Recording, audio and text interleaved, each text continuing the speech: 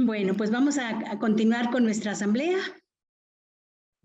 Le damos la bienvenida a nuestros panelistas que hoy nos van a enriquecer con su exposición. Van a participar en este caso, en este momento, el maestro Víctor Hugo, que es presidente de la Federación de Escuelas Particulares de Ciudad Juárez. Interactuará con el doctor Luis Medina Gual, con quien tenemos una excelente relación en la Ibero a través de él. Ya lo vamos a presentar en su momento a ambos, y también participará el doctor Giampiero Aquila. Ellos tres serán los que nos van a enriquecer en este momento con el panel, y los va a coordinar, o va a coordinar este panel, el maestro Ernesto Pérez Castro. Él es licenciado en Ciencias de la Comunicación, maestro en Pedagogía por la Universidad Panamericana y doctorante en Educación y Desarrollo Humano por la Universidad de La Salle Bajío. Cuenta con diplomados en Programación Neurolingüística, Filosofía para Niños y Jóvenes, Educación Imaginativa y una certificación en Coaching Educativo y de Vida. A lo largo de 20 años ha ocupado puestos directivos en instituciones educativas. Ha impartido clases en los niveles de secundaria, preparatoria y posgrado. En la actualidad es formador de docentes y acompaña a instituciones y equipos directivos en procesos de innovación y transformación. Colabora con los equipos de Educación Imaginativa México y Reimagine Educación de Barcelona. Actualmente es vicepresidente de la Federación de Escuelas Particulares de León, Guanajuato. Maestro Ernesto, muchísimas gracias por tu colaboración. Bienvenido a coordinar este panel. Tienes el micrófono. Muchísimas gracias, hermana. Muchas gracias por la invitación y por confiar en mí para este ejercicio. Es un honor, de verdad, poder coordinar este panel con nuestros compañeros, a quienes me permitiré presentar, por supuesto deseando un excelente día y jornada para todas y todos. Pues sin más, yo creo, porque lo que sin duda nos gustará es escuchar a nuestros invitados. Voy a hacer una breve introducción de ellos tres, para que entonces arranquemos formalmente el panel y podamos escuchar lo que nos puedan aportar. Entonces hago una breve presentación de nuestros invitados, comenzando con el doctor Giampiero Aquila, que como ya lo mencionaba la hermana Marichuy, pues ha sido una persona muy cercana a nuestra confederación desde hace muchos años. Él es coordinador de la División de Familia y Género del Centro de Investigación Social Avanzada, CISAF, en Querétaro. Es doctor en Filosofía por la Universidad Católica del Sacro Cuore de Milano, Italia. Adquirió una especialidad en Psicología por esa misma universidad, y tiene un entrenamiento en terapia familiar por el Centro de Estudios de la Familia de Florencia, Italia. Es investigador de la División Familia y Género del CISAF, encargado de los seminarios de formación de ese mismo centro en La Habana, Cuba, y fue vicepresidente de la Confederación Nacional de Escuelas Particulares durante 10 años. También fue director del Departamento del Sistema de Acreditación de la Calidad Educativa, nuestro SACE, en la misma CENEP. Y pues tiene una amplia trayectoria como catedrático, ha sido profesor de epistemología, investigación educativa, entre otras tantas materias. Así que bienvenido, por supuesto, doctor Giampiero. Un gusto tenerlo por acá. Me permito presentar también al doctor Luis Medina Gual. Él es licenciado en Pedagogía por la Facultad de Educación de la Universidad de Anáhuac. Tiene la maestría en Investigación y Desarrollo de la Educación por la Universidad Iberoamericana y el doctorado en Evaluación Educativa por la Universidad de Anáhuac, México, y la Universidad Complutense de Madrid. Fue consultor del Bachillerato Anáhuac para México y El Salvador en la red de colegios Semper Altius. Es profesor de tiempo completo y coordinador del doctorado interinstitucional en educación de la Universidad Iberoamericana, Ciudad de México. Ha presentado diversos trabajos de investigación educativa básica y aplicada con líneas de investigación de evaluación del aprendizaje, identidad docente.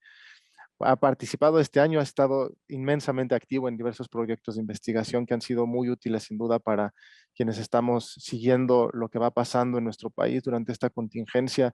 Ha sido parte de proyectos muy, muy interesantes y por supuesto también con investigación que ha dado insumos muy importantes para nuestra confederación. Así que, por supuesto, bienvenido, doctor Luis Medina, un gusto tenerlo con nosotros. Y finalmente, también como parte de nuestro panel, el maestro Víctor Hugo Alférez. Él es licenciado en Filosofía por la Universidad Intercontinental, tiene la maestría en Educación por el Tecnológico de Monterrey, también una formación humanista en el Seminario de Conciliar de la Ciudad de México y el Seminario Mexicano para las Misiones Extranjeras de Santa María de Guadalupe. Y actualmente es director general del Instituto México en Ciudad Juárez y, por supuesto, como ya lo decía la hermana, es presidente de la Federación de Escuelas Particulares de Ciudad Juárez. Así es que pues tenemos un panel de lujo, por supuesto, y la invitación, como recordarán en la agenda que compartíamos con ustedes, pues es conversar un poco sobre qué vemos para este ciclo escolar 21-22, ¿no? Qué perspectivas, qué vemos hacia adelante, cómo pinta este panorama, sin duda desafiante, por supuesto, que todavía atravesamos y que nos trae inmensos retos. Y pues les proponemos que en esta primera intervención tendremos para cada uno de nuestros panelistas alrededor de 10 minutos para una intervención inicial. Tenemos posteriormente ver si tenemos algunas preguntas, por supuesto, que se harían a través principalmente del chat. Yo le invitaría a nuestros asambleístas por cuestiones de gestión del tiempo. Lo ideal será que las preguntas pudiéramos hacerlas a través del chat para poder ir llevando un mayor control de nuestros tiempos y poder ver si podemos explorar algunas de estas preguntas con nuestros invitados y finalmente tener un cierre donde cada uno de nuestros panelistas pueda dar alguna conclusión de unos 3 minutos ya en la recta final. Me gustaría la propuesta que les hago en el orden que lo estamos viendo en el panel, en la pantalla. Me gustaría comenzar con el doctor Luis Medina Gual porque sin duda el trabajo que has venido haciendo y que ha compartido con nosotros durante este año, pues nos ayuda a tener un panorama, digamos, un poquito de esta realidad, ¿no? Del terreno, de la cancha, de lo que están viviendo las escuelas, las instituciones y a lo mejor desde esa mirada, doctor Medina Gual, pues invitarte a que puedas compartirnos a lo mejor tu participación y vamos construyendo. ¿Qué les parece? Perfecto, muchísimas gracias. Pues nada más, déjenme, se carga la presentación. Iniciamos y pues como siempre, de verdad, un agradecimiento enorme a toda la Confederación Nacional de Escuelas Particulares, también obviamente a la hermana Marichuy y a todas las FEPs, siempre por estar en colaboración, ¿no?, con la Universidad Iberoamericana, trabajando ahí en diferentes proyectos, ¿no?, y buscando siempre apoyar a las escuelas particulares. Y pues en ese sentido, digo, algunas reflexiones iniciales que me gustaría compartir con ustedes. Después de un año de pandemia, yo creo que podemos hablar de 3 grandes elementos. Primero, el impacto que ha tenido. Después, qué es lo que va a pasar de cara a este nuevo ciclo escolar. Y finalmente, qué podemos esperar a futuro, ¿no? Pues para iniciar justo, pues vamos a hablar acerca del impacto de la pandemia que ha tenido durante el ciclo escolar pasado. Y para eso también invitarles que un producto que hemos tenido, como ya bien mencionó Ernesto, producto también de la colaboración con la Confederación Nacional de Escuelas Particulares, es un libro que ya estamos justo por sacar, que es completamente gratuito, donde ustedes pueden encontrar toda la información más a detalle de lo que se muestra, editado por SM, y justo se presenta la siguiente semana, entonces también ahí invitarles para que puedan conocer el resultado de esta investigación, donde participa justo la Confederación Nacional de Escuelas Particulares. Y pues bueno, me parece que en cuanto al impacto tendríamos que hablar de 4 grandes pilares que ha pasado, al menos en la educación particular, en la educación, digamos, pública también, pero específicamente en la educación particular tendríamos que hablar de estos 4 elementos: lo que pasó en lo tecnológico, lo pedagógico, lo socioemocional, y por supuesto también mencionar en la parte económica, ¿no?, que fue un año especialmente difícil para las escuelas particulares. Pues empezando con la parte tecnológica, habríamos de mencionar justo diferentes elementos que se mostraron. Yo creo que algo muy interesante que pasó en este tiempo, todos estos datos justo están en el libro, que es completamente gratuito y libre para todas y todos. Algo muy interesante que sucedió es que pensábamos que íbamos a innovar en educación, ¿no? Y más allá, yo creo que de esos procesos de innovación, así que lo urgente le ganó a lo necesario, ¿no? Y en muchas ocasiones, más bien lo que logramos fue hacer procesos de adaptación de lo que hacíamos normalmente en las aulas. Y en ese sentido, pues vemos, por ejemplo, ahí muy interesante que si a alguien le tenemos una deuda en el Sistema Educativo Nacional es al uso de WhatsApp durante este tiempo, ¿no? Fue, digamos, como uno de los medios más importantes que se utilizaron. Otro elemento también importante ahí, pues fue el acceso a Internet, ¿no? El logro del acceso a Internet. Y también un dato yo creo que importante fue el logro del contacto que se tuvo con los alumnos durante este tiempo. No todos los docentes lograron tener un contacto continuo con los estudiantes, lo cual impidió o dificultó el proceso educativo como tal. En la parte pedagógica, tendríamos que hablar justo que si nos damos cuenta de cuáles fueron las principales actividades que se estuvieron realizando en este tiempo, sin duda un elemento que destaca fue la adecuación del currículum, la priorización de los aprendizajes indispensables, pero también fue cómo el currículum se fue nutriendo de todo lo que estaba sucediendo en la sociedad. Ahí es interesante, por ejemplo, que 66% de los estudiantes menciona que dentro de sus clases se trataron temas directamente relacionados con la COVID-19, lo cual me parece que es muy relevante en este proceso justo de acercamiento de la escuela con la sociedad. En cuanto a los elementos que más preocupan, fíjense que ahí durante este tiempo, sin duda, una de las cosas que fue más relevante es esta parte de la posibilidad del abandono escolar, ¿no? Ahorita vamos a ver una cifra a nivel nacional. Pero ahí también el logro de los aprendizajes, ¿no?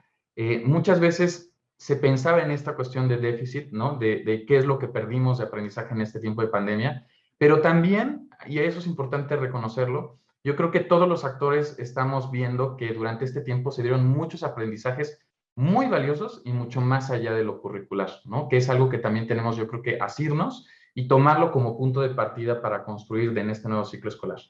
Y ahí el gran pendiente en lo pedagógico, sin duda, me parece que es la parte del el abandono escolar, ¿no? Ya se mencionó una cifra a través del INEGI de 5.2 millones de personas que dejaron de estudiar durante el ciclo pasado, ¿no? Y aquí en la encuesta que tenemos encontramos que 1 de cada 5 estudiantes mencionaba que muy posiblemente iban a dejar de continuar con los estudios para el siguiente ciclo escolar, lo cual es preocupante y se ve reflejado en varios documentos que produjimos, ¿no? También tenemos ahí, si buscan en YouTube, un documental en la costa oaxaqueña, ¿no? Así tal cual, pónganle Educar en Contingencia Costa Oaxaqueña, y es un pequeño documental que hicimos sobre las vivencias de todo lo que sucedió en la costa oaxaqueña, en todo lo que es San Pedro, ¿no? Todo lo que es toda esta zona de Zipolite, de Chacagua y demás, y es muy fuerte encontrar todos los hallazgos y narraciones de las personas. Y pues bueno, finalmente yo creo que el gran pendiente de este tiempo va a ser la parte socioemocional, sin duda. La parte socioemocional encontramos en este tiempo que el riesgo conductual, por ejemplo, que presentaban docentes y estudiantes era altísimo. Prácticamente la totalidad de las personas mencionaban algún tipo de riesgo conductual, ya sea desde aumento del sedentarismo hasta el consumo de sustancias nocivas, el cambio de los ritmos de sueño, ¿no? Y también dificultades, digamos, interpersonales e intrapersonales que vamos a tener que atender y sin duda este va a ser el punto más importante de retorno a clase, ¿no? Tenemos que pensar siempre en esta frase que surgió mucho durante el tiempo de la pandemia, que era Maslow antes que Bloom, ¿no? Estos elementos de que necesitamos lo básico indispensable que es nuestra estabilidad, estar bien nosotros para después pensar siquiera en un proceso educativo curricular. Y finalmente la parte financiera, sin duda, este es resultado también de una encuesta de la Confederación Nacional de Escuelas Particulares del año pasado, ¿no? El elemento que era el gran elemento reto de los colegios particulares durante este tiempo, sin duda, fue la parte financiera, ¿no? En esa encuesta que hicimos la vez pasada, el año pasado, el porcentaje de escuelas que mencionaban con la posibilidad de cierre está alrededor del 4%. Ahorita en este ciclo escolar ese porcentaje ya subió al 6%. Entonces, sin duda, es uno de los grandes retos que se vienen adelante, al menos para las escuelas particulares. Y pues bueno, un nuevo ciclo escolar, ¿no? Esta segunda parte que quería compartirles, ¿no? En esta nueva encuesta que estamos haciendo con la Confederación Nacional de Escuelas Particulares, han contestado 169 directivos a nivel nacional, pues habríamos de mencionar como punto de partida que al menos los directivos reportan que no todos los padres de familia necesariamente quieren regresar de manera presencial. Y unido con esto tenemos que mencionar las diferentes medidas de salubridad que se están pensando para este regreso a clases. Tenemos gel antibacterial, distanciamiento y cubrebocas prácticamente universalizado en las escuelas particulares de la CENEP. Pero también tenemos algunas otras medidas, ¿no?, que son muy importantes. Ahí ventilación fue una errata, una disculpa, debe ser alrededor del 90%. Pero las medidas que menos se están utilizando en particular son, por ejemplo, el uso de pruebas aleatorias de COVID y también esta parte del arco sanitizante, ¿no?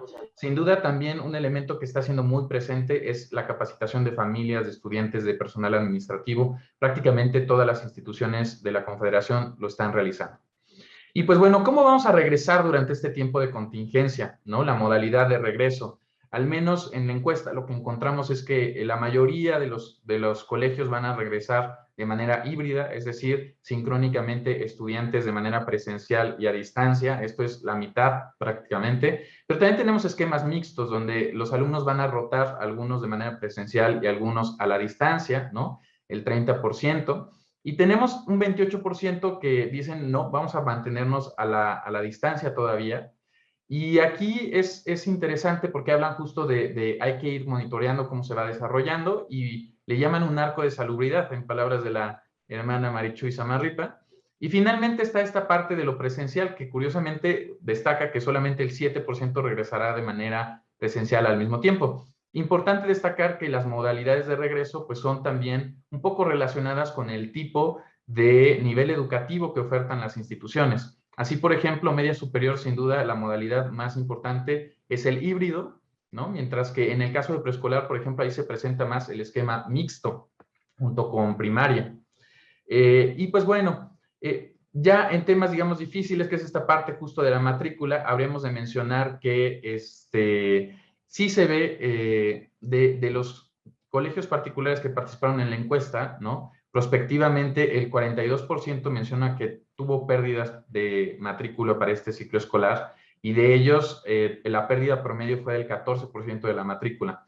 Pero también hubo un aumento de la matrícula en 37% de las instituciones de adscripción de sostenimiento particular y tuvo una variación positiva del 13%, lo cual nos narra también la idea de movilidad entre las instituciones particulares. Ahí habremos de estudiar qué es lo que sucede, pero sin duda también hay la diferencia entre el porcentaje de decremento y aumento, ¿no? También ahí refiere a la migración a instituciones de escuela de sostenimiento público. Y pues ahí, sin duda, si lo vemos diferenciado por nivel educativo, el nivel educativo que se vio más mermado durante este tiempo, sin duda, fue preescolar, como ya lo sabíamos y como seguramente ustedes dirán, sí, es lógico, ¿no? Y los que tenían menos merma durante este tiempo y que de hecho tuvieron un aumento, ¿no? Y eso se ve de manera generalizada, es educación media superior, lo cual me parece también un dato importante. Y pues ya para cerrar, ¿qué podemos esperar en este nuevo ciclo escolar? Y para eso sí me gustaría compartir con ustedes igual una reflexión que hace mi estimado el doctor Carles Monereo de la Universidad de Barcelona, ¿no? Y pues lo que tenemos que esperar, y esto viene igual en el libro de Educar en Contingencia, ¿no? Es justo tenemos que pensar que las medidas que vamos a implementar para este nuevo ciclo escolar me parece que tienen que trastocar tres grandes, digamos, halos, como de manera multinivel, ¿no? Pensar justo en un enfoque ecológico, qué es lo que nosotros podemos hacer a nivel personal, ¿no? Docente por docente, niño por niño, directivo por directivo, pero también qué es lo que podemos hacer de manera institucional, ¿no? Ahí hay otro tipo de medidas que se pueden ir articulando. Y finalmente también pensar que vamos a tener que estar en comunicación y en contacto con el gobierno, ¿no? De tal suerte que vamos a tener que también mediar con las medidas gubernamentales que se estén aplicando durante este tiempo. Y sin duda yo creo que a partir de la sinergia de los tres es que podemos encontrar grandes oportunidades para continuar en este nuevo ciclo escolar. Pues bueno, Ernesto, ese sería, digamos, como mi comentario inicial. Muchísimas gracias. Muchísimas gracias, Luis. Muchísimas gracias por este panorama que nos presentas y que sin duda nos coloca en un contexto, nos da una perspectiva muy interesante. Pues invitaría, siguiendo ese orden que habíamos visto, al doctor Giampiero a que nos platicara qué mirada nos propone para cómo vemos este ciclo que se nos presenta, que hemos arrancado recién. Adelante, doctor. Pues muchas gracias, gracias a la Confederación por reiterar esta amistad. Gracias por la presentación, doctor Ernesto. Y gracias también a quien me ha precedido con esta excelente presentación que nos muestra el estatus de la cuestión a partir de las encuestas que se han realizado a través de la CENEP y la Universidad Iberoamericana. Yo quisiera continuar un poco la reflexión, evidentemente no tan rica en cuanto a datos. Espero poder aportar algunos elementos que nos permitan tener elementos de discernimiento respecto a la situación que tenemos enfrente y por afrontar.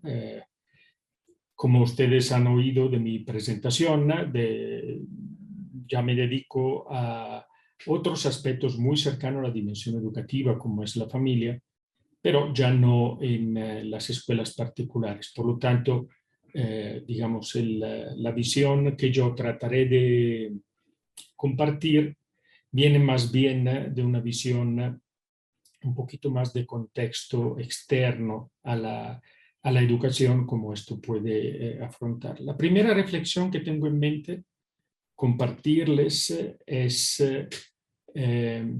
que nos encontramos todavía en una ola de pandemia particularmente fuerte y agresiva. O sea, no hemos... afrontar el nuevo ciclo escolar en presencia no significa, en el caso nuestro, como en el caso mundial, de que nos encontremos delante de una situación resuelta o en vía de resolución respecto a la pandemia. Tenemos una cantidad de incógnitas importantísimas a nivel sanitario, a nivel económico, porque lo que tendremos que afrontar en este momento es la larga ola que el déficit que se ha generado a causa de la pandemia está generando localmente, es decir, en nuestro país, como a nivel mundial. Por lo tanto, digamos, en términos de perspectiva, la situación que tenemos enfrente es una situación, sí, de haber finalmente asumido la responsabilidad de abrir la dimensión educativa a una dinámica que no fuera simplemente de reducir la interacción entre las personas para responder a la primera emergencia, sino empezar a concebir que la pandemia es algo que nos acompaña y nos acompañará durante un tiempo mayor, y por lo tanto tener que asumir las cosas no solamente en términos reactivos, sino en términos también proactivos. Por lo tanto, digo, la pandemia sigue matando y ha dejado como herencia una dificultad económica importante y ha evidenciado unas importantísimas diferencias, ha incrementado brechas que nosotros ya conocíamos y sin embargo todavía no se manifestaban de esta manera, de manera muy significativa. El rezago educativo, el abandono escolar interesa por condiciones socioeconómicas, sobre todo las escuelas de sustento público, pero sabemos que, sobre todo en el ámbito de la adolescencia primera y de la segunda adolescencia, la posibilidad de reincorporar al sistema educativo una porción importante de lo que se ha perdido es un reto nacional e importante, en el cual la educación particular, no solamente por ser una educación que tiene acceso a un ambiente cultural y económico más dinámico y activo, es decir, de padres interesados a esto, de instituciones educativas que hacen de la propia iniciativa y de la creatividad un elemento muy particular, es decir, tienen una mayor flexibilidad para responder, pero debemos de asumirnos como responsabilidad colaborar al desarrollo y al crecimiento de todo el país que está afrontando y afrontará una crisis no solo económica, sino social de gran importancia, porque la disminución a nivel, evidentemente no nos interesa directamente a la CENEP, pero a nivel de educación superior, la el abandono escolar ha sido el más significativo de todos los niveles educativos, es decir, las generaciones entre los 19 y los 29 años son las que marcan el mayor abandono escolar.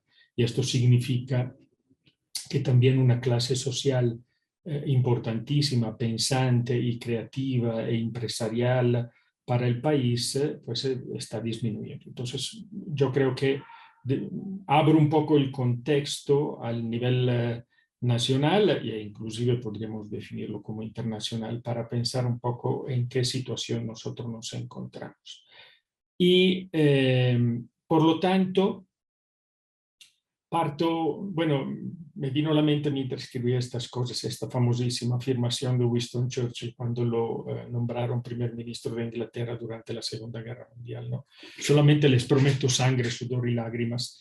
Y yo creo que sin el exceso de dramatismo que esta afirmación implica, es importante que nosotros, en términos de prospécticos, estemos pensando en que la lucha, la respuesta está apenas por empezar. Todos hemos visto con una felicidad enorme los niños que estaban esperando entrar a clase fuera acompañado por sus madres. Todas las mañanas cuando voy a misa paso por 2 escuelas primarias y fue verdaderamente conmovedor ver los niños acurrucados sobre sus mamás mientras esperaban esto, y una separación que a lo mejor durante un año no se ha dado de manera tan importante, tal como es la socialización que implica la escuela, me enterneció mucho. Y sin embargo, como justamente mencionaba el doctor Luis, la precaución y el trabajo que nos corresponde afrontar es todavía muy importante. Esto me parece que es una premisa necesaria, ¿no? Nosotros somos supervivientes de la pandemia. Nos han dejado atrás muchos amigos, muchos conocidos, muchas personas nos han abandonado, muchas instituciones también nos han muerto.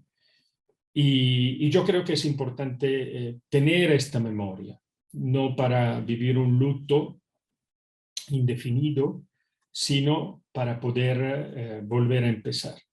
Por lo tanto, me parece fundamental entender por qué hemos sobrevivido los que estamos. Y quisiera a esta segunda parte, que me parece lo que nos ayuda a tener una visión prospéctica, es decir, un poco qué de bueno nos espera.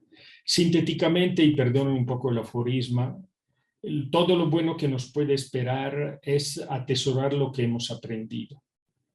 Por lo tanto, sí se necesita una experiencia de reflexión, es decir, un poco a la Freudenthal, no sé si recuerdan, ¿no? Reflexión como volver sobre la experiencia para que pueda ser criterio de discernimiento. Por lo tanto, sí tenemos que hacer, yo creo, todos nosotros, una reflexión profunda sobre qué es lo que hemos aprendido para apropiarnos de esto y que nada regrese a como era antes. El Papa nos decía que la cosa más trágica de la pandemia sería regresar a lo que éramos anteriormente. Necesitamos hacer tesoro, cambiar, enriquecer en la historia todas las grandes dramas causados, por ejemplo, por las epidemias del 1300, etc. El 1300 ha abierto al Renacimiento. Es decir, saber hacer tesoro de esto. Y esto se puede hacer solamente con la certeza que nada de lo que el Señor nos permite vivir últimamente está en contra de nosotros. Vive con nosotros, camina con nosotros, nada se pierde. ¿Qué es lo que entonces no perderemos? Me parece que hay 3 aspectos que quisiera subrayar de los aprendizajes que, perdónenme, menciono un poco de manera intuitiva y un poco también corroborado por la exposición que me ha precedido. Primero, la delocalización del aprendizaje. El aprendizaje no sucede en una dimensión necesariamente una dimensión espacial restringida. El aprendizaje es más que esto, lo que siempre hemos aprendido con los caminos que desde los años 50 del siglo pasado, Piaget y Nelder, los grandes rediseñadores de la educación nos han ayudado a comprender que el aprendizaje y el conocimiento es un lugar de encuentro, y el encuentro no necesariamente sucede en el mismo espacio y en el mismo tiempo.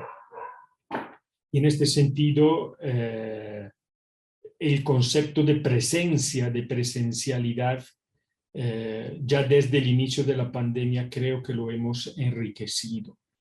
Presencialidad en la experiencia que hemos vivido, lo puedo decir también por mi actividad docente, es un tener presente al otro como primer aspecto, es decir, la presencia es el lugar de la relación en el cual mi propia persona es resignificada y reencontrada. El segundo aspecto es que el aprendizaje es continuo e inclusive diacrónico.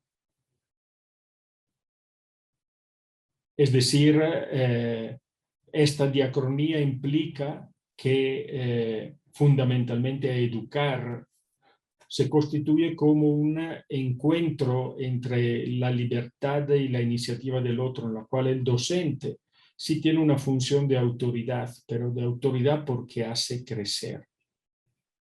Y la tercera cosa y última que quiero decir es que hemos visto que hemos creado implícitamente posiblemente, pero se necesita explicitar y sistematizar un nuevo pacto educativo. Un pacto educativo entre todos los agentes. Hemos visto, es distinto el pacto educativo que hemos experimentado con los padres de familia en la educación a distancia, por ejemplo. Es distinto el contexto en el cual podemos nosotros movernos con agentes sociales de distinto tipo, desde la parroquia a las empresas, a las comunidades, es decir, una articulación de la educación multinivel en el cual no solamente está la relación escuela, alumno, padre de familia, sino que involucra a las comunidades en las cuales los alumnos están inmersos. Y últimamente, me permito derobarle al Papa, la provocación del camino de la Iglesia para el tercer milenio, es decir, si nos va a ocupar unos 1000 años más o menos, entonces creo que vale la pena recordarlo, estamos llamados a un camino sinodal, es decir, en un caminar juntos. Yo siempre he pensado que las federaciones y la confederación, si no existiera, habría que inventarla. Y creo que la palabra que el Papa nos está provocando a tener presente es justamente esto, porque son caminos de sinodalidad entre escuela, con los padres, con los contextos, justamente se decía, de los gobiernos locales, municipales y estatales de manera particular, pero obviamente a nivel de confederación también con las secretarías, un caminar juntos. Creo que la Confederación ha dado prueba de esto en una apertura particular, a veces difícil, con las autoridades federales, un diálogo que yo no recuerdo que habíamos logrado hacer en muchos años, porque puede estar de acuerdo en todo lo que el gobierno afirma, pero no puedes pensar caminar sin el gobierno. Y esto creo que es importantísimo. Pues muchas gracias y perdón, creo que me dilaté un poquito más de lo debido. No, sin problema, adelante. Muchísimas gracias, Gianpiero, por estas reflexiones que nos has compartido. Y pues, Víctor, para cerrar esta primera ronda, pues desde el terreno de las escuelas, ¿no? Con toda tu experiencia como maestro, directivo y con lo que estamos viviendo, pues adelante, te cedo la palabra para una intervención. Muchas gracias, Ernesto. Agradezco el haber podido escuchar a nuestros compañeros Luis y Gianpiero. Definitivamente el poder hacer una lectura con base en datos de lo que viene sucediendo es sin duda una condición para poder proyectar, ¿sí? Y luego ampliar esa mirada del solo dato hacia los retos que nos conducen hacia el aprendizaje y cómo recuperarlo, ¿no?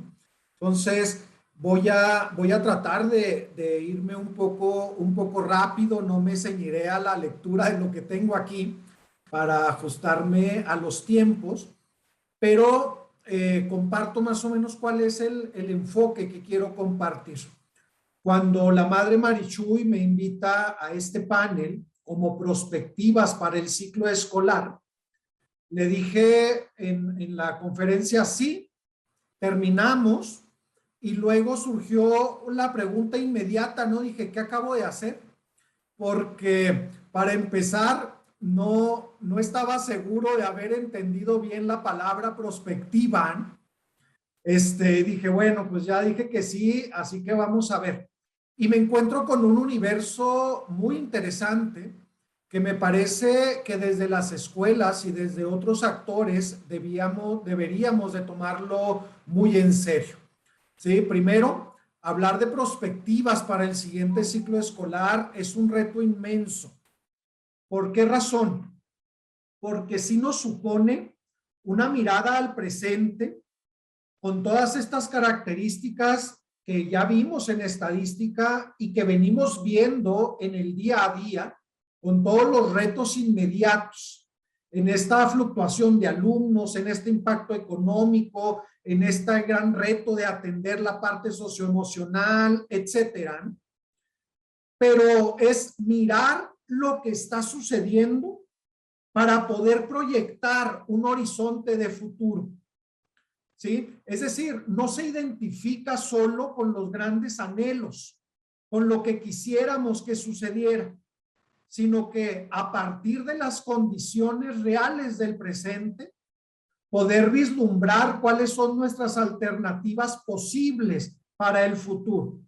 Y no como un determinismo, que eso me lo he dicho en estos días mucho, porque bien lo dijo ahorita quien me antecedió, ¿sí? Lo único que les prometo es sangre, sudor y lágrimas, porque las características del presente y las del pasado inmediato pareciera que no son suficientes para una mirada de futuro esperanzadora, porque no tenemos mucho de dónde agarrarnos, no tenemos mucho de dónde partir. En este sentido, es muy complicado poder vislumbrar panoramas inmediatos para nuestros procesos educativos por varias razones. Primero, porque a partir de nuestra historia hemos podido constatar que la velocidad o la dinámica de los cambios sociales, económicos, políticos que envuelven nuestra práctica no van al mismo ritmo de los cambios que suceden en nuestros procesos educativos. El mundo tiene una dinámica acelerada, pero nuestros procesos educativos no necesariamente transitan a la misma velocidad. Segundo, porque se han hecho múltiples prospectivas, múltiples planteamientos posibles y deseados en el campo de la educación, pero resulta que su logro no está solo en manos del campo educativo. Cuando descubrimos que nuestra práctica escolar, que nuestra práctica educativa, que la configuración de nuestros sistemas educativos es una moneda de cambio desde otros ámbitos, entonces es muy difícil detenerse a proyectar. Y lo ejemplifico con algo inmediato, con la reapertura de las dinámicas presenciales en nuestras escuelas. Se nos había dicho que tenía que haber una condición de posibilidad, que era el semáforo verde, semáforo epidemiológico verde. Y sobre eso quizá nos dimos a la tarea de proyectar. Pero en el camino, y dado que el semáforo verde no llegó o no terminó de llegar, entonces cambiamos de esquema y ya no esperamos el semáforo, sino que mejor reclasificamos la actividad educativa. Y entonces, si esos criterios que nos determinan no están solo en manos de los actores educativos, entonces se hace muy difícil proyectar futuros posibles. Luego, hay tantas proyecciones que se han hecho a lo largo de tantos años que terminan por no suceder. Si revisamos las prospectivas de hace 20, 15, 10 años o más, vamos a descubrir que seguimos hablando de ellas. ¿Cuánto tiempo hemos hablado de la necesidad de afianzar la alianza formativa con los padres de familia? ¿Cuánto tiempo hemos hablado de incorporar la tecnología a nuestros procesos educativos? Y ojo, no solamente de multiplicar dispositivos en uso. ¿Cuánto tiempo hemos hablado de resignificar nuestros contenidos? ¿Cuánto tiempo hemos hablado de incorporar el contexto de nuestros alumnos en nuestras aulas?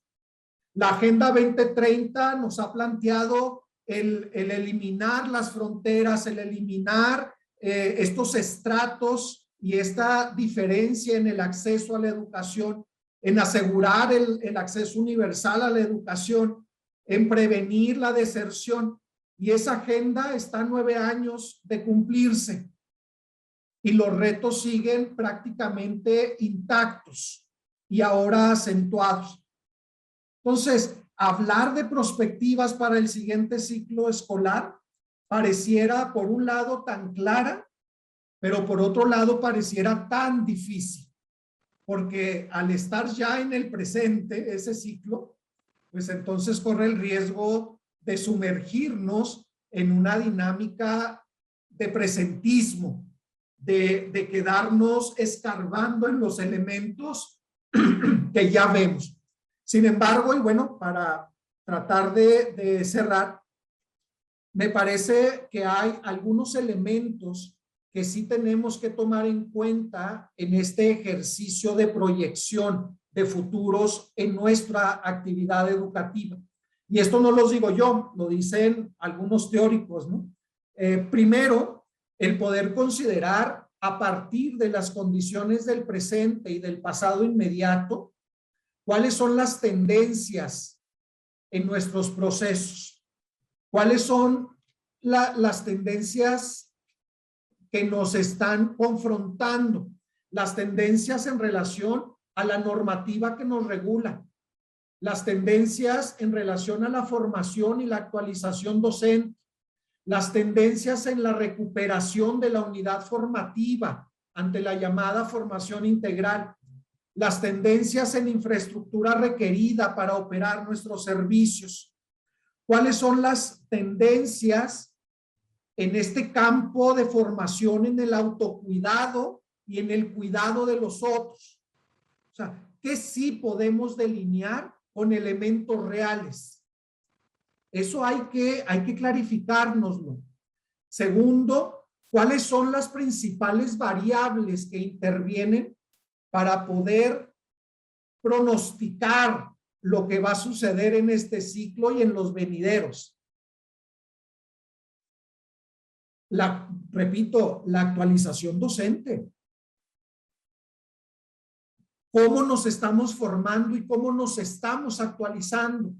¿Para qué panoramas nos estamos capacitando? Nuestros modelos de gestión, no solamente, creo yo, de gestión de información, porque sí, tenemos una gran deuda con WhatsApp.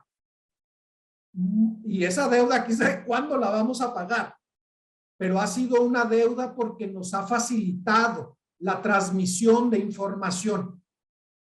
Pero no estoy tan seguro que nos haya facilitado la gestión del aprendizaje, la verificación del mismo, la significatividad de lo que he transmitido. Y lo mismo pueden aplicar con muchas de las plataformas más sofisticadas que hoy utilizamos. Entonces, la gestión del aprendizaje es otra variable que tenemos que tematizar. Las implicaciones económicas, sin duda. Las alianzas con padres de familia. La existencia o no de redes de colaboración. No solamente con otros actores educativos, sino con la sociedad civil, con instancias gubernamentales, con organismos nacionales, internacionales, con grupos de empresarios, ¿Por qué? Porque lo que sucede en el mundo de la educación no se circunscribe solo a la educación. Ha de ser una apuesta compartida. Y esa es una variable que si no vemos de frente, entonces no es cierto, creo yo, que podamos prever ni siquiera este ciclo escolar. ¿Sí? Otro elemento a considerar, los comportamientos de los actores. ¿Qué podemos esperar en el comportamiento de nuestros maestros, nuestras autoridades, nuestros gestores, nuestros padres de familia? ¿Cuáles son los comportamientos que hemos visto al día de hoy, a unos días de haber arrancado el ciclo escolar? ¿Son comportamientos de empatía, de ayuda, de sintonía, de corresponsabilidad? ¿O son comportamientos de confrontación, de cuestionamiento, de querer descargar en el otro lo que son mis propias incertidumbres? ¿Cuáles son los comportamientos de nuestras autoridades? ¿Cómo lo percibimos? Y por último, y ahora sí termino, con la previsión de escenarios. Aquí en la prospectiva, esta es una parte fundamental. Puede haber un primer escenario negativo, porque la historia y el transcurso del sistema educativo pareciera que es inmune a lo que sucede a nuestro alrededor. Y tendríamos que preguntarnos en qué se ha transformado nuestra práctica educativa ante fenómenos universales, globales, de conflictos, de migración, de crisis económica, de reconfiguración de los estándares sociales. Vaya, tenemos que preguntarnos en qué nos hemos transformado, porque eso nos va a dar la pauta para ver si realmente podemos esperar una transformación a partir de esta crisis pandémica que estamos viviendo. Porque si no hemos sido capaces de transformarnos frente a todo lo demás, ¿qué nos hace pensar que en esta ocasión sí? Pero bueno, ese es un primer panorama muy negro que no queremos. Pero hay otro panorama en el otro extremo, demasiado optimista, pensando que con la incorporación de algunos aditamentos, de algunos recursos, de la modificación de nuestras jornadas, vamos a dar una respuesta suficiente y significativa. Y que el otro además la va a recibir bien. Es probable que esta lectura, si bien no es mentira, tampoco sea suficiente. No es suficiente con repetirnos los retos que nos han dicho y nos hemos dicho en toda la historia de nuestra educación. Entonces, un panorama ni tan negro ni tan blanco. Y es ahí donde entra el arte de la prospectiva. El prever un panorama posible, identificando los recursos que tengo, pero también precisando los cambios inmediatos que debo de incorporar para ser capaz de construir un horizonte distinto al que se prevé de manera natural. Y si hacemos este ejercicio, entonces seguramente vamos a poder tematizar asuntos como la revaloración de nuestras prácticas, la atención socioemocional, la formación en la autonomía y para la autonomía, la formación en el sentido de comunidad, la alianza con padres de familia, la construcción conjunta con autoridades, pero solamente, cierro diciendo, con una mirada crítica y puntual del pasado y del presente, y un reconocimiento muy auténtico de nuestro futuro inmediato. Entonces, es una tarea que nos pide colectivos capaces de reflexionar y estructuras capaces de ser flexibles y moverse a panoramas y contextos diferentes. ¿Sí? Muchas gracias. Gracias, maestro Víctor Hugo, por estas reflexiones y preguntas que nos lanzas. Nos deja una gran tarea, yo creo, a todas y a todos, de irnos respondiendo a estas preguntas que nos has formulado. Tenemos entre 10 y 15 minutos para explorar preguntas, pensando en que al final pudiéramos alcanzar a tener una ronda de conclusiones de cada uno de ustedes. Me parece, tratando de articular un poco lo que nos han contado, que sin duda es de enorme riqueza, vemos que, como suele suceder en la vida de las escuelas, tenemos a veces esta complejidad de trabajar en dos pistas paralelas, ¿no?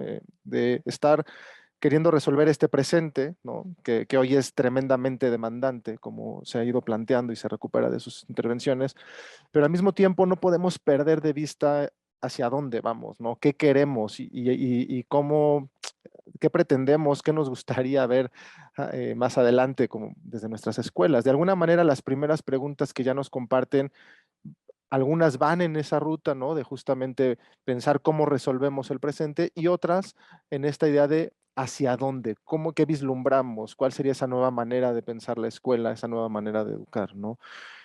Como bien decía Giampiero, ¿no? Nos llena de esperanza y de ilusión ver estas imágenes de niñas y niños volviendo a sus escuelas, pero al mismo tiempo eso puede ser un gran, nos puede cegar un poco, nos puede dificultar ver la complejidad que hoy tenemos de esas nuevas formas de socialización, porque además están volviendo en condiciones que sabemos pues no son precisamente las más favorables para recuperar esos procesos de encuentro y socialización que tanto anhelamos, ¿no? Nos obligan necesariamente a otra mirada. Y nos obliga a pensar cómo en esa doble pista en la que estamos andando, no perdamos de vista en cada decisión que vamos tomando en el presente, pues sí una mirada de futuro, como también ya los tres de alguna manera nos lo han planteado, ¿no? Y pensaba yo en cómo una de las cosas que podríamos sintetizar de sus intervenciones es como una tarea que nos queda, es ir pensando en cuáles son esos fundamentales que hoy es importante clarificar, que le pegan a las dos pistas, ¿no? Que nos ayuden a tomar decisiones que hoy permitan construir lo que, con esa complejidad que sin duda nos describía Víctor, con esa, digamos, neblina que por momentos complica ver el futuro, pero que no nos impide sí tener un rumbo o tener una aspiración de un modelo de persona, una forma de educar, ¿no? Retomo por ello algunas de estas preguntas que han surgido, y quizá si alguno de ustedes quisiera reaccionar a esta primera provocación, ¿no? De estas doble pista, ¿no? Por un lado, nos plantean esta idea de lograr una civilidad de la persona, cuál sería ese ideal de civilidad humana que debemos tomar en cuenta, ¿no? Y cuál sería el modelo educativo que debemos retomar, nos plantea de Puebla Arturo Guerra. Hablando de esa pista de futuro, ¿no? De esa mirada hacia el futuro, ¿no? También de Tapachula, por ejemplo, Gonzalo, presidente de Tapachula, nos dice, ante esta crisis humanitaria y ecológica que tiene diferentes ámbitos, no solo el de la salud, cómo vislumbrar el pensar una nueva manera de educar, ¿no? Y en el mismo sentido, de Gustavo Serna de Aguascalientes nos dice, ¿qué tipo de ser humano queremos formar? ¿En qué se nota que aportamos a esa formación de hechos en la realidad cotidiana frente a ese presentismo, ¿no? No sé si alguno de ustedes quisiera apoyarnos. Entiendo que estas preguntas no tienen una respuesta, ¿no? Única, pero a lo mejor en aportarnos alguna pista de esa mirada de futuro, y luego pasamos a algunas pistas de la otra pista, del inmediato, ¿no? No sé si alguien quisiera compartir alguna reacción.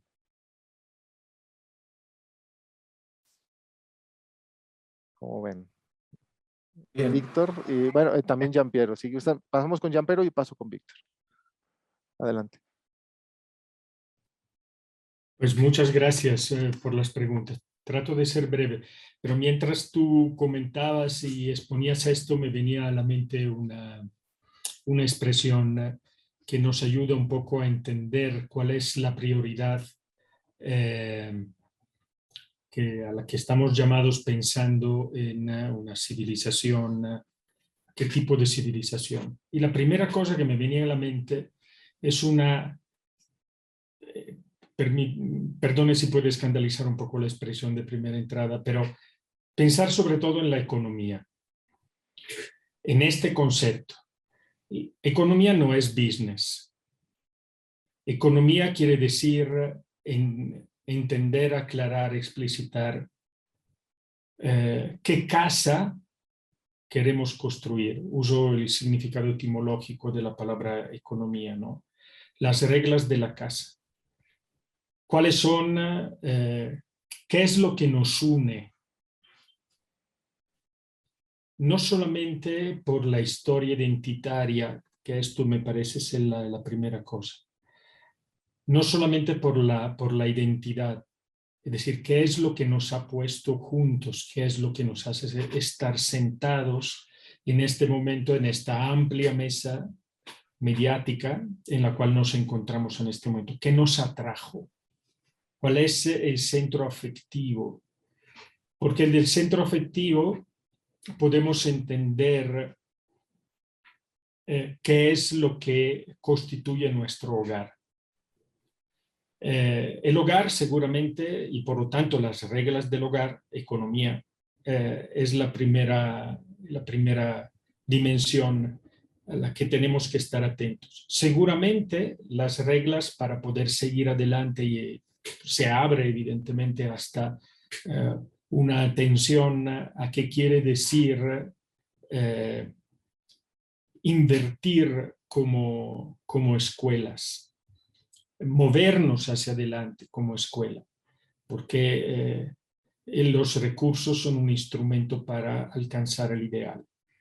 Esto me parece que es el primer aspecto. Por lo tanto, sí se necesita recuperar una idealidad, una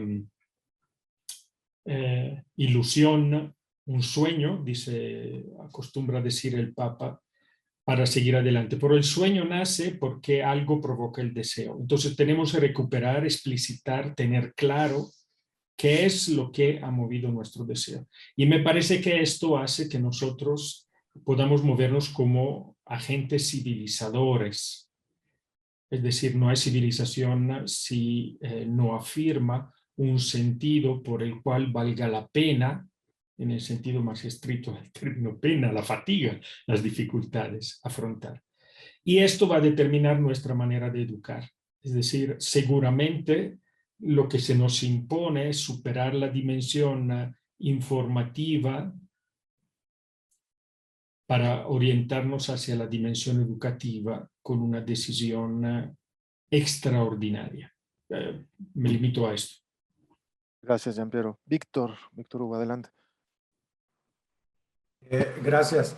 La pregunta, como bien nos lo ha dicho Ernesto, es de ese tipo que la respuesta al parecer no existe o existe de más. ¿Por qué? Porque a mí me parece que el modelo de ser humano que queremos formar lo tenemos muy claro y muy definido. Hemos hablado de un ser humano integral, de un ser humano capaz de dar respuesta a todas las áreas de su persona, que involucra el contexto y a los otros, ¿no? Y a la trascendencia incluso. Hemos hablado de un ser humano con un sentido de comunidad. Eso lo tenemos como muy claro. Me parece a mí, y lo comento diciéndomelo a mí mismo, que la pregunta para las escuelas es, ese modelo que tengo claro, ¿cómo lo puedo traducir hoy a prácticas específicas para gestionar su formación? Sí, es decir, si yo quiero formar un sujeto libre y autónomo, entonces también tendría que ser capaz de decir cuál es la estrategia intencionada que existe en mi realidad escolar, por hablar de ese ámbito, para que mi alumno logre formarse en libertad y autonomía.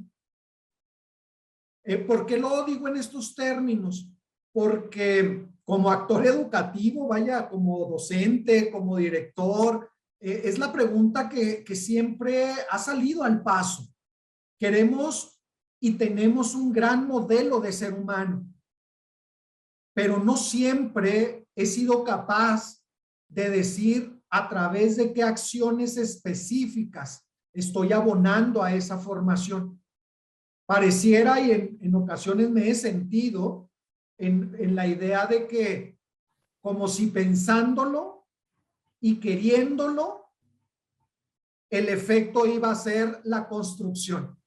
Entonces me parece que es un buen momento para traducir la expectativa en prácticas, comenzando por la formación de los actores con los que queremos formarlo, que somos los maestros, con una pregunta bien clara: ¿qué formación he proporcionado, he favorecido al día de hoy para formar a mi maestro y pueda acompañar estos procesos socioemocionales?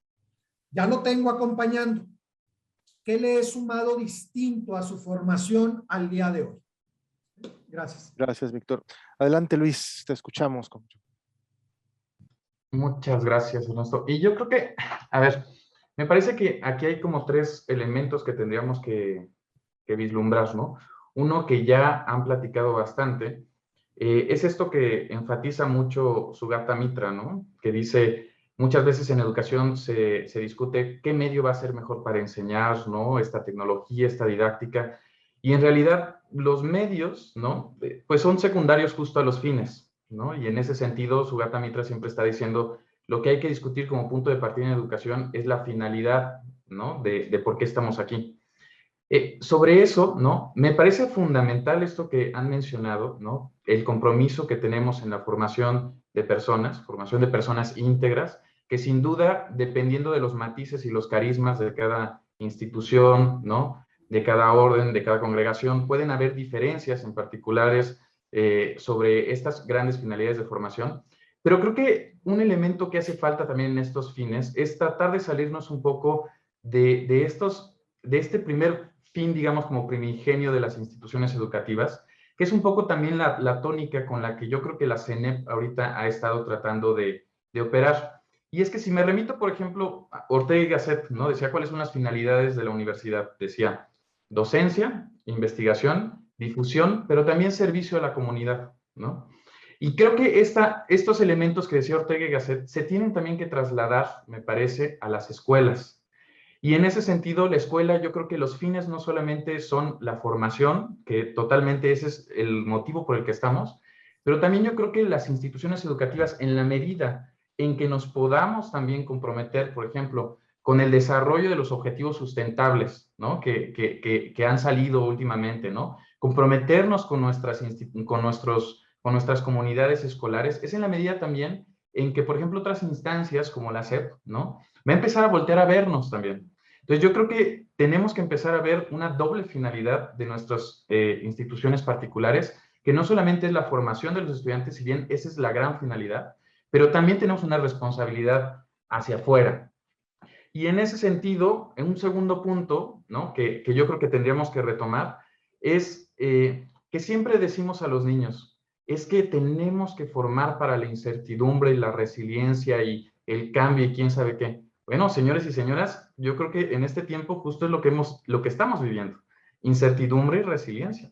Entonces, en ese sentido se liga yo creo que con un tercer punto, ¿no? Que es, ¿qué aprendizajes nosotros hemos tenido de eso, de la incertidumbre y la resiliencia? Yo les diré, estamos en eso, ¿no? Yo empecé a dar clases híbridas desde hace 1 mes y medio, ¿no? En la Universidad de Anáhuac, que también colaboro, y comentarles, por ejemplo, que en mi casa tuve una persona que desafortunadamente tuvo COVID, y tuve que cambiar y tuve que hacerlo todo a la distancia nuevamente. Entonces vivimos en un momento de incertidumbre. ¿Qué aprendizajes podemos sacar de esos elementos de incertidumbre y resiliencia? Y eso nos lleva, yo creo que al último punto que quería compartirles, que ya les había dicho, que es dejar de pensar en esta cuestión de déficits que hemos perdido, qué aprendizajes se están perdiendo, para más bien pensar en una lista de superávit, ¿no?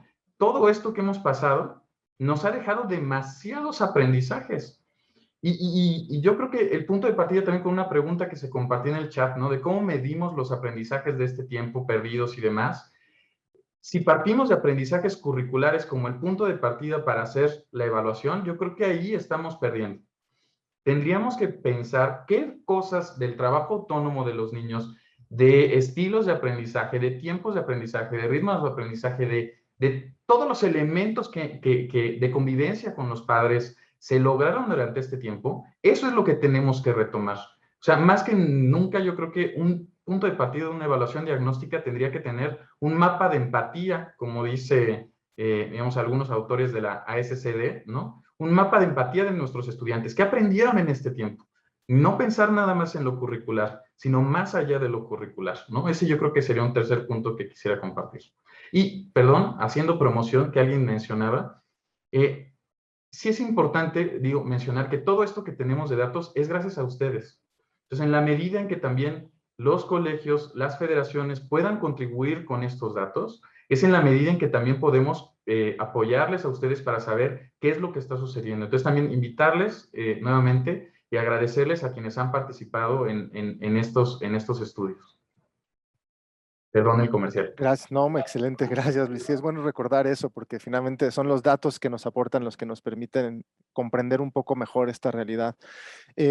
Ahora que los escuchaba, yo quizá entonces, si me permiten, podríamos sintetizar algo de estas tres participaciones que me parece clave, es decir, tener sí un modelo, claro qué queremos, hacia dónde, cómo son estas personas, qué características, qué visión que tenemos sobre esta formación que buscamos.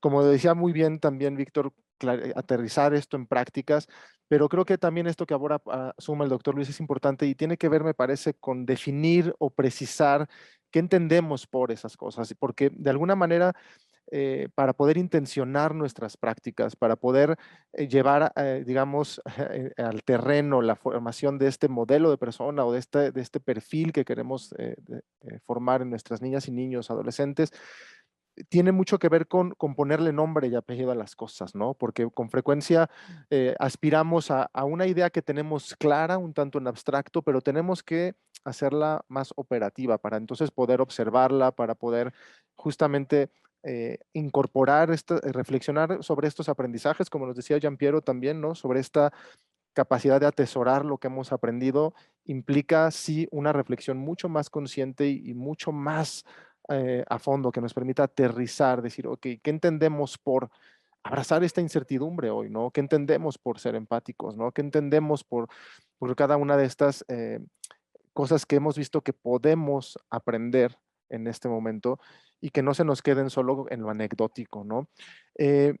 Habría un segundo bloque, vamos entrando a la recta final, vamos a hacer un segundo bloque de preguntas que tenían que ver con cosas un poco más de esta pista del presente, ¿no? Ya una la ha retomado Luis cuando habla del tema de evaluación, que sin duda siempre es uno de los grandes temas, como también la misma persona que nos lo compartía lo mencionaba, ¿no? Siempre hablar de evaluación en sí mismo ya tiene toda una complejidad. Y hay este tipo de preocupaciones sobre el presente inmediato, ¿no? Unas tienen que ver con esta cuestión de evaluación y medición de aprendizaje, pero otras también tienen que ver con este encuentro y esta reformulación del pacto educativo que nos decía Giampiero, ¿no? Tiene que ver con esta nueva manera de construir y de ser escuela y ser comunidad con las familias de nuestros estudiantes, ¿no? La contingencia nos abrió la caja negra, nos mostró, hizo que las familias se empezaran a dar cuenta de cosas que pasaban. Las familias muchas veces no tenían claro cómo aprenden sus hijos, ¿no? Y por lo tanto, esa caja negra de repente empezó a hacerse un poquito transparente, si quieren, con todas las limitaciones que esto tenía, pero empezó a hacer que nos asomáramos de una manera distinta, ¿no? Y como mencionaba, ahora no recuerdo quién fue quien hacía este planteamiento, pero lo recuperaré, nos hablaban de la necesidad de hacer este reencuentro cuando hemos vivido pérdidas, cuando tenemos miedos, cuando tenemos una serie de contextos muy complejos, ¿no? Nos decía Carmen Villarreal, decía, cómo trabajar con las expectativas de los padres, que a veces son producto de la frustración, el dolor, y cómo generar ese encuentro, ¿no? Entonces, sin duda, también hay cuestiones prácticas como el cómo resolver esto que ahora Luis nos decía de sus clases híbridas, ¿no? Todas las modalidades de lo híbrido, lo mixto y lo combinado nos van a traer nuevos retos operativos, nuevos retos de repensar la didáctica, de repensar muchas cosas.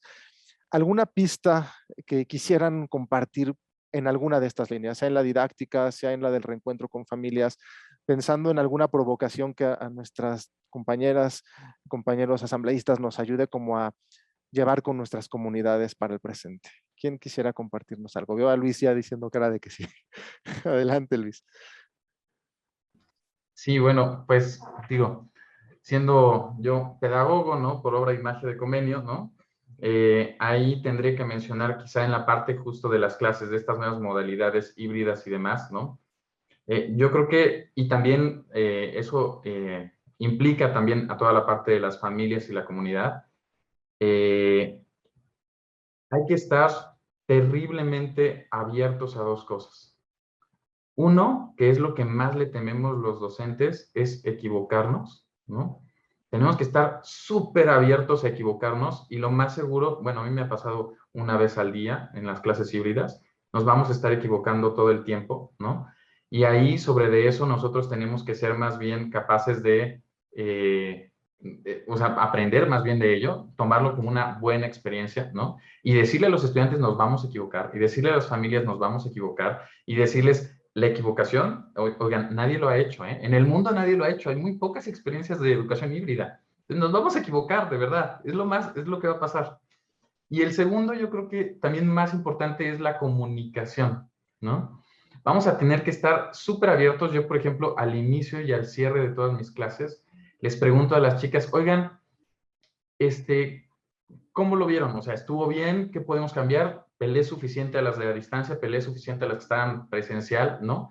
Y también les pido a las alumnas y a mis colegas, les digo, oigan, ¿qué les ha servido de otras clases? ¿No? Yo creo que ahí el manual que les compartimos de clases híbridas, que ya lo compartieron al inicio de la sesión, es producto de eso, de reflexión en comunidad de los profes de la Universidad de Anáhuac que hemos estado en esto, junto con las alumnas. O sea, eso es algo interesante, que el producto es reflexión de ambos. Entonces, en ese sentido, yo les invitaría muchísimo a de verdad estar súper abiertos a abrir, ¿no? A comunicarse, a estar viendo cuáles son los errores, cuáles son los aciertos, y sobre de eso ir cambiando. Yo creo que definir una política, digamos, como una normativa única que se va a aplicar así por siempre y para siempre, tenemos que ser muy flexibles en este tiempo, de verdad, muy flexibles. Digo, eso desde la didáctica, porque ahí Jean-Pierre y seguro Víctor, que más bien están en otro nivel, seguramente elaborarán de otros temas. Gracias, Luis. No sé si quisiera complementar algo de ustedes. Veo que Jean-Pierre, te veo acercándote al micrófono. Adelante. Ya vamos Sí, leyéndonos los gestos, ¿verdad? En los mosaicos de Zoom. Digamos, al no tener cubrebocas, las interpretaciones de las expresiones faciales es más sencilla. Sí, gracias, sobre todo la intervención de Luis. En este momento me provocó mucho la expresión la libertad de equivocarnos, que me parece que nos pone en una tesitura importantísima que implica una modificación de los niveles jerárquicos al interior de los procesos educativos. Se han horizontalizado de una manera importantísima. Y esto creo que es una de las cosas que necesitamos atesorar. También por lo que se refiere a la pregunta que tú decías, es decir, hablar de encuentro, de un nuevo pacto educativo, de poder hablar de lo que nosotros podemos haber atesorado. Yo creo que el primer nivel de atesoramiento es que la didáctica a distancia nos ha enseñado que el niño pertenece a una historia que nos precede, que precede la relación con ellos y que implica toda una riqueza que se necesita poner en movimiento. Y esto pertenece al pacto con familias. Hablar de una horizontalización de las relaciones didácticas y por lo tanto de una pérdida del áurea del sábelo todo, que ya la tecnología nos había enseñado que el problema no son los contenidos de aprendizajes dominados por el docente, sino el acompañamiento en el camino de sentido que es propio del docente, en el cual los padres y los alumnos y las comunidades se encuentran involucrados como propuesta. Y esto, por lo tanto, abre un horizonte, perdón si uso las palabras un poco forzándolas, en un horizonte de respeto. Respeto es una palabra muy interesante y la uso un poco en términos etimológicos. Viene del latín respicio, es decir, que cuando yo veo al alumno, veo toda su historia. Un poco lo que se nos pasa cuando algún padre de familia se encuentra presente en el aula mientras nosotros enseñamos.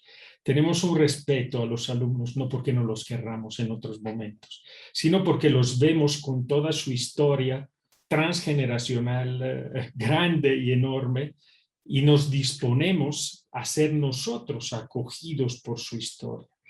Y entonces involucrar a los padres, y me remonto a un trabajo interesante que hicimos en la FED de Campeche cuando yo vivía allá, que me parece muy importante. Delante de las necesidades de los alumnos hay una pregunta fundamental que podemos nosotros plantear a los padres, y lo digo solamente de manera modélica para poder comprender qué quiere decir establecer un pacto horizontal. Esto vale para cualquier otro tipo de relaciones que nosotros tenemos.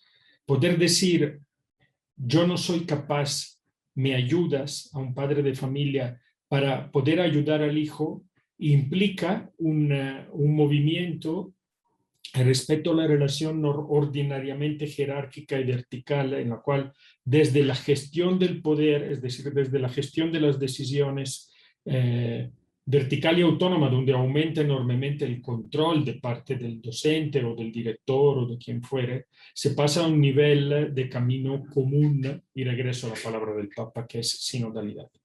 Entonces, me parece que el encuentro se establece en el orden de la palabra respeto, del significado de respeto tal como lo mencioné. No solamente de la formal atención al cuidado del otro, sino reconocer que el otro es un misterio para mí que se me dona como una riqueza constante y de la cual yo mismo puedo aprender. Muchísimas gracias, Gianpiero. Estamos llegando, si recuerdan, arrancamos la asamblea unos minutos antes para recorrer, y por lo tanto vamos justo con esos minutos antes para no extendernos mucho ya al final de la jornada, que todavía le queda un rato, y por lo tanto se nos acaba el espacio para este panel. A mí se me ha acabado el café y me podría ir por el refil y podríamos estar conversando sin duda un buen rato, y yo espero que para quienes nos escuchan en la asamblea pues haya sido tan rico como para quienes tuvimos la oportunidad de tener el uso de la voz. Y les invitaría, por lo tanto, entonces, a hacer una ronda de reflexiones finales muy breves, si les parece, para cerrar este panel. Entonces, pues, Víctor, te daría la palabra, si te parece, para una reflexión final de cara a nuestra asamblea. Muchas gracias, y también agradezco mucho al doctor Medina y doctor Gianpiero por abrir el horizonte y los elementos que vale la pena encontrarnos con ellos. Yo quisiera cerrar con la invitación a que no debemos abandonar la esperanza y la confianza en lo que hacemos, en lo que sabemos hacer y en lo que queremos hacer. No abandonemos eso, porque las circunstancias del momento pudieran adelantar un panorama muy difícil. Sin embargo, hemos de creer que sí es posible, y sí es posible hacerlo, y hacerlo bien, y hacerlo en comunidad. Y que en este mantenernos, no olvidemos tampoco nuestra naturaleza de ser formadores, porque nos toca formar para una realidad que se nos anticipó. Esa es la gran diferencia que nosotros tenemos frente a otros organismos y espacios de desarrollo. ¿Por qué? Porque no solamente nos toca seguir construyendo a partir de las nuevas características que se nos presentaron, sino formar para ello. Y entonces, además de la libertad de equivocarnos, hemos de aceptar el derecho a equivocarse de los otros. ¿Por qué? Porque nuestros alumnos no saben cómo convivir en esta nueva dinámica, porque no saben cómo integrar los recursos, porque el papá no sabe cómo reaccionar ante lo nuevo, ante la incertidumbre, porque el maestro no sabe cómo seguir con su labor en esta nueva realidad. No sabemos, pero nos toca al mismo tiempo ser formadores para esa realidad. Entonces, con mucha esperanza, saber que nuestro rol es otro, no solamente operar, sino formar para. y a lo mejor desde ahí y en comunidad, esto va a cobrar un rumbo muy, muy favorable. Muchas gracias. Gracias, Víctor. Doctor Luis Medina Gual, te invito adelante. Pues yo creo que va a ser contraintuitivo, pero yo digo que qué padre que esté difícil ahorita la situación, ¿no? Porque justo, y ahí tenemos una historia, ¿no? Que nos dice que había 3 elementos que se pusieron en un agua caliente, ¿no? El primero era un plátano que cuando se ponía en el agua caliente, ¿qué es lo que le pasaba? Se aguadaba, ¿no? Después teníamos el huevo, que lo que se hacía es que se hacía duro, ¿no? Y después teníamos el café, que lo que hacía era que transformaba el agua, ¿no?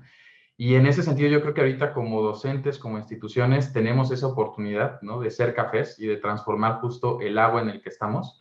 Y creo que allí una de las claves, ¿no? Si ya lo dijo y trasladando un poco lo que Víctor Frankl lo mencionó, ¿no?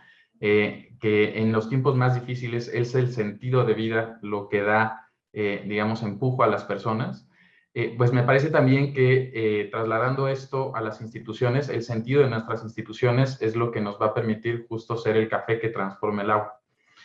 Y un último punto que me gustaría compartir, yo creo que ha sido también producto de mi formación, ¿no? Yo he sido formado por jesuas, por legionarios, por carmelitas, ¿no? Y en todas las congregaciones y órdenes con las que he estado siempre hay un elemento que es en común, que es que la escuela no solamente es lo que está dentro de los muros, ¿no? Sino que siempre todas las instituciones siempre han tratado de ver fuera de esos muros, ¿no? De cómo incidir con la comunidad. Y ahora más que nunca que necesitamos de la comunidad, yo creo que en la medida en que nosotros podamos incidir y relacionarnos con nuestra comunidad, que le debemos muchísimo, es en la medida también en que vamos a poder llegar a hacer cafés que transformen esta agua y la hagan un agua que queramos beber todas las mañanas, ¿no? Muchas gracias, Luis. Muchísimas gracias. Giampiero, adelante.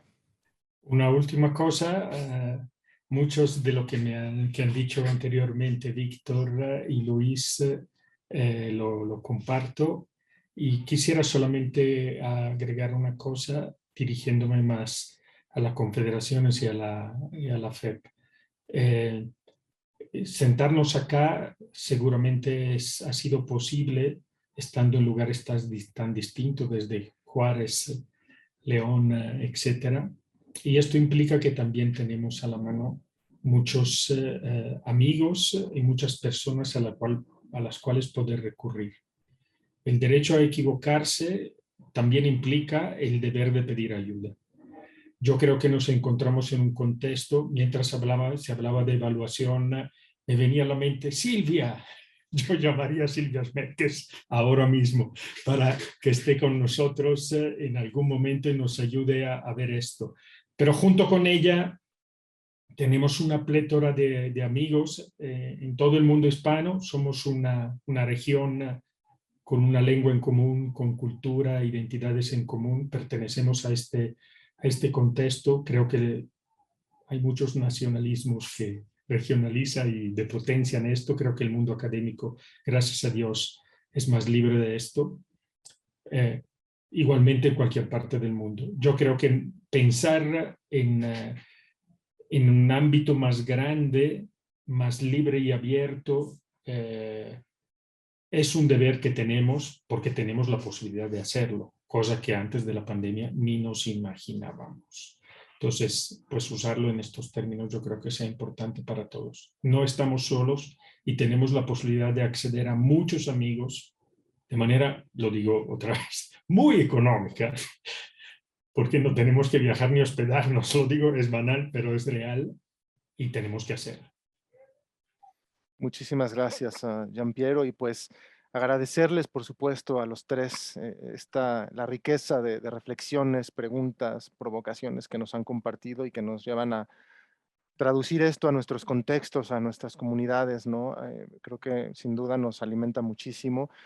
Yo a manera solo de síntesis recuperaría, por lo tanto, algunas ideas clave que nos han compartido y que quisiera, pues aprovechando la oportunidad de haber sido el moderador de este panel, pues poner sobre la mesa para que no perdamos de vista.